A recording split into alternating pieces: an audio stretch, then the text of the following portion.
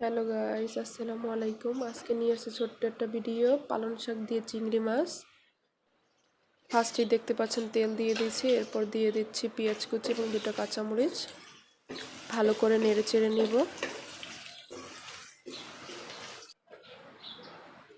তারপর দিয়ে দেব সামান্য আদা রসুন পেস্ট করা, যাতে কাঁচা গন্ধটা না আসে। হাফ চামচ হলুদ গুঁড়া, হাফ চামচ মরিচের গুঁড়া এবং পরিমাণ মতো লবণ এবং জিরে।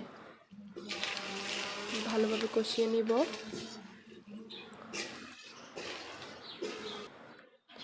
অল্প পানি দিয়ে কষিয়ে নেব সুন্দর করে।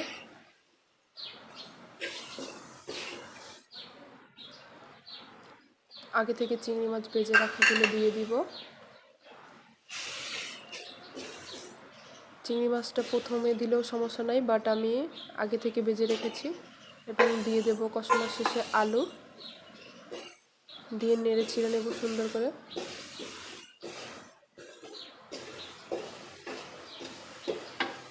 এবং 5 মিনিটের কষাবো যাতে আলুটা সেদ্ধ হয়ে আসে।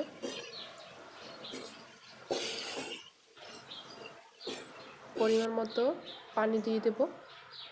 এরপর আগে থেকে ধুয়ে রাখা পালং শাক দিয়ে দেওয়ার পর ভালো করে নেড়ে চেড়ে দিব।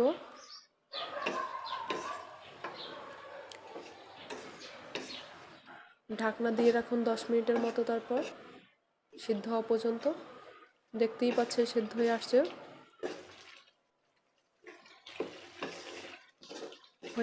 প্রায়টে